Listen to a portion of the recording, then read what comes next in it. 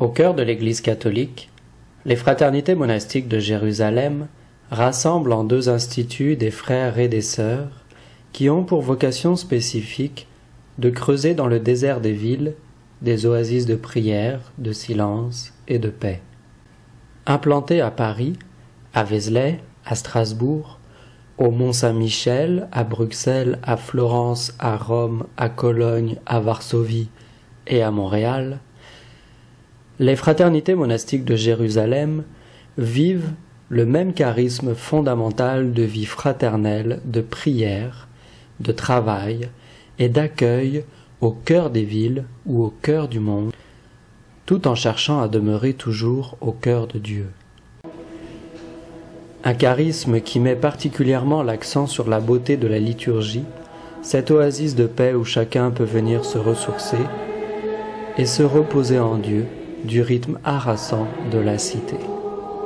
Les frères et sœurs de la fraternité monastique de Jérusalem sont moines et moniales. Pour vous, c'est quoi un moine? Quelqu'un qui passe sa vie, je suppose, un peu de façon recluse, en silence, pour trouver la paix, pour des raisons qui ont marché à ça. Un moine, déjà c'est un homme. Ok. C'est synonyme, c'est des prêtres. Ok. C'est des personnes qui ont une formation religieuse et qui enseignent, qui connaissent un peu c'est plus dans la religion catholique. C'est des personnes qui a décidé de consacrer sa vie et de renoncer à quelque chose et de recevoir quelque chose de différent. D'après moi, c'est une personne qui veut consacrer sa vie au service de ce que le Christ a enseigné son Père. Un moine, c'est un disciple de quelque chose. C'est quelqu'un qui voue sa vie, sa pensée, ses actions, avec une base qui a tendance à être une base amicale pour l'humanité, une aide pour l'humanité. C'est quelqu'un qui est très proche de la religion. Ok, d'accord. Qui a des belles croyances avec l'au-delà. c'est quelqu'un qui a donné sa vie à Dieu et qui prie pour l'Église et pour l'humanité, qui nous aide à garder cette relation-là avec le ciel. Et une moniale, qu'est-ce que c'est? Une moniale. Monial. Moniale, Oui. c'est pas. Vous savez pas. Le mot pour moi Ok. ne représente rien. Est-ce que Ok. c'est donc les sœurs? Non? Ben, je sais pas, c'est le côté féminin peut-être? La femme. Et ça fait quoi dans la vie, un moine ou une moniale? Sincèrement, je ne sais pas. Je ne sais pas qu'est-ce qu'elles font, mais d'après moi, elles doivent passer des moments en prière, des moments un genre de travail, que ce soit jardinage ou Ça peut travailler à l'intérieur de l'église. Je pense que les dimanches, les samedis, il vient faire l'homélie, ce qu'on appelle. Okay. Et puis ça a aussi une fonction en extérieur. Ils peuvent intervenir dans la vie civile, ils peuvent aussi peut-être travailler. Beaucoup de prières, souvent le silence, toujours, je crois, un certain travail, une certaine œuvre. Je pense que il y a sûrement la chasteté dans sa vie. Être à l'écoute des autres, surtout recevoir beaucoup de personnes qui sont dans le besoin, qui ont besoin d'aide, besoin d'écoute. Et maintenant, il y a peu de monde qui font ça. Ça prie, ça vit la liturgie. Dépendamment de leur charisme, certains travaillent à l'extérieur, certains fabriquent des choses. Comment la vie de cette fraternité ils ont des activités dans le monde. Je pense qu'il y en a qui jouent un peu d'animatrice, d'animateur en dehors de la communauté. Il y a certains qui assurent des services en informatique ou dans l'archimèche, et quelqu'un d'autre aussi qui exerce un peu la fonction d'infirmière. En même temps qu'elles sont aussi consacrées à leur vie des prières, ils partagent leur foi à travers les activités qu'elles font dehors. La fraternité monastique de Jérusalem est à Montréal depuis plusieurs années. Ils sont venus s'établir ici à Montréal, sur la rue Mont-Royal, il y a à peu près 3-4 ans. Moi, je pensais qu'ils étaient là depuis 4 ans à peu près. Vous les avez probablement croisés sur l'avenue Mont-Royal ou sur le plateau. Mais les connaissez-vous?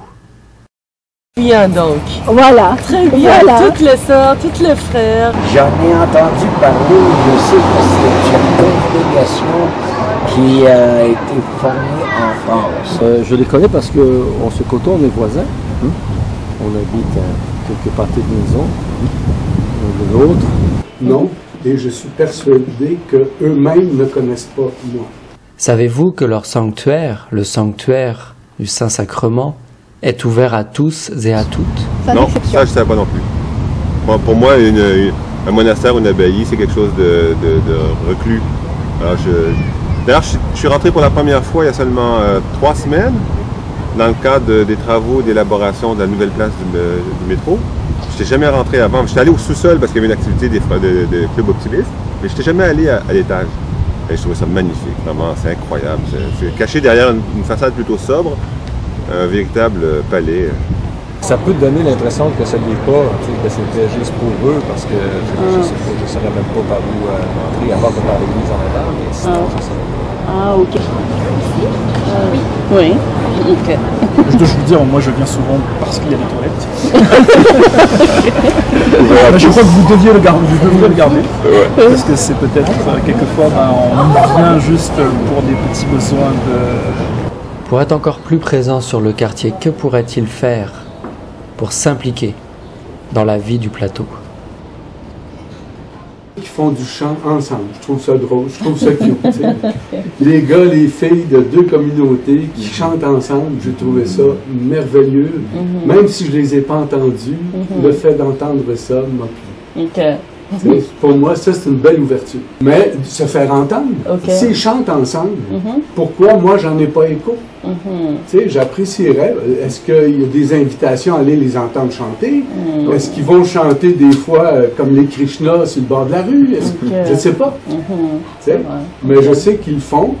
Ça fait partie de leur intimité. Peut-être plus, par exemple, faire partie de la vie de tout le monde, comme faire l'épicerie, ou les voir dans un café, peut-être je veux dire, il n'y a rien de mauvais dans ça, peut-être ils peuvent avoir une certaine discussion avec quelqu'un dans un café, sur une terrasse. S'il pouvait y avoir un contact quotidien, parce que les gens ne vont pas à l'église, comme moi j'en suis la preuve vivante, j'ai depuis 15 ans sur le bateau, je n'étais jamais rentré. S'ils n'y vont pas à l'église, est-ce qu'on peut imaginer une forme pour les faire sortir? Moi j'aimerais par exemple leur donner l'autorisation d'avoir un café à l'avant de la bâtisse, une terrasse. Ça pourrait faire, puisqu'ils travaillent, puisqu'ils cherchent des revenus, ils pourraient avoir un café là, et puis on les verrait, on pourrait leur parler, ce serait génial. La présence d'une fraternité monastique en pleine ville de Montréal, en plein cœur du plateau, cela fait-il du sens? Oui, parce que c'est ici qu'il faut vraiment ramasser ces arbres, parce que la vie, c'est un peu comme, je ne sais pas si c'est le cul de quoi tu as dit, il faut être dans le peuple, ou bien il faut être pour mieux prêcher. Donc je pense que c'est vraiment le lieu est bien choisi. Oui, je pense que ça a du sens, peu importe l'endroit, ça peut être n'importe où. La place ici, c'est une place assez centrale, l'église est importante dans le coin. Je pense que ça a du bon sens. C'est mieux que ce soit ici, dans un endroit public très étoilé, que dans un endroit où personne ne voit, où personne ne voit. Ça fait un contresens, c'est ça. Pourquoi? Le sens, parce qu'il a le sens qu'on entend parfois faire du sens, c'est que ça correspond à l'image qu'on se fait, ou ça correspond à une certaine norme. Mais le plateau a ça de bon que justement, enfin, en principe, c'est pas toujours la réalité, parce qu'il y a quand même des forces de conformité ici en opération. Mais tant mieux, parce que dans un sens, le fait qu'ils soient, par leur vie, par les choix qu'ils ont faits, ces femmes et ces hommes se distinguent quand même d'une très grande majorité d'entre nous.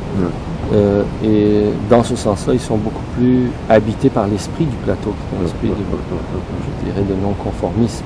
Donc à cet égard-là, oui, ils font du sens en faisant contresens.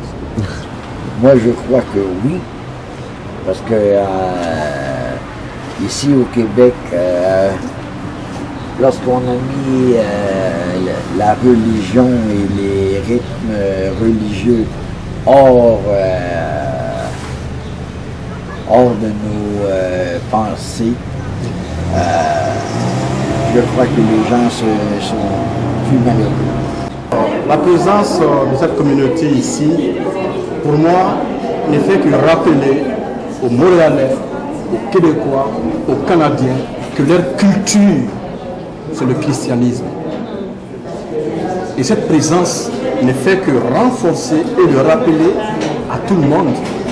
Le Québec, le Canada, c'est une culture chrétienne. Et ils sont en train de le partager, comme je l'ai dit tantôt, avec amour. Ils le partagent avec vraiment un esprit d'accueil qui est ancré dans leur esprit d'adoration. Donc pour moi, ce rappel est très important. Non, mais c'est important.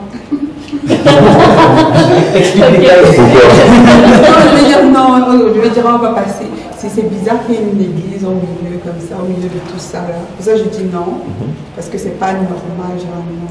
Mais c'est important parce que ça vient comme équilibrer spirituellement ce qui se passe.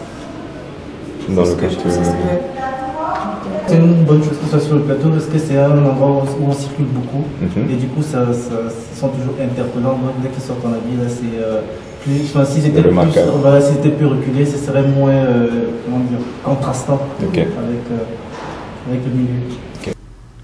Au final, que vous les connaissiez bien, ou juste un peu, ou pas du tout, comment qualifieriez-vous un moine ou une moniale? C'est un frère, c'est un religieux. C'est un homme de Dieu. Dieu. L'image du Christ. Et contemplatif. C'est la présence de Christ parmi nous. Pour moi, ce sont des témoins de Christ. Je dirais que ce sont des guerriers de l'amour. Je dirais accessible. Compréhensible. Joyeux. Génial. Bonté. La pureté. Accueil. Accueil. Et moi, j'aurais dit ouvert. Authenticité. Mes femmes, ma famille. Je dirais essentiel. Je dirais bravo, poursuivez votre quête, votre harmonie, parce que la vie en a besoin. Ben, d'abord, je dirais pas c'est parce que mais je voudrais dire que je suis bien content qu'ils soient là, puis je voudrais qu'ils y restent. Et puis on est content parce que c'est pas on a remarqué que c'était des jeunes, hein, parce qu'on allait voir dans la rue comme ça, même sans leur parler, on voit bien que c'est pas une communauté en voie de disparition ou en train de s'éteindre, comme on en a plusieurs on a plusieurs communautés où les gens ont une moyenne d'âge de 70, 75, 80 ans. Là, on voit des jeunes, déjà, c'est une surprise. Fait que, comment ça se fait qu'eux arrivent à attirer des jeunes, je ne sais pas. Mais le seul fait qu'ils existent, qu'ils soient là, qu'ils soient jeunes, qu'ils soient vivants, qu'ils soient intégrés à la communauté, c'est super. On veut qu'ils restent, puis on va travailler ensemble pour trouver, je ne sais pas s'ils ont des besoins, mais travailler ensemble pour qu'ils restent encore plus longtemps, puis qu'ils s'épanouissent à cet endroit-là dans le quartier. Je crois que c'est important. Je crois que c'est important. Que ce soit, je pense que c'est important que les gens gardent quand même une foi. C'est important la diversité, c'est important de respecter les gens qui ne croient pas. Mais c'est aussi important de respecter les gens qui croient. Parce que dans ce monde, on a besoin de repères. Le seul repère qu'on a aujourd'hui, c'est le pétrodollar. Il faut la diversité. Il faut qu'il soit. Il faut qu'ils soient toujours là. Et merci beaucoup, frères et sœurs Juan et Monial, pour la lumière que vous faites rayonner dans la cité. Merci beaucoup, vraiment. Merci.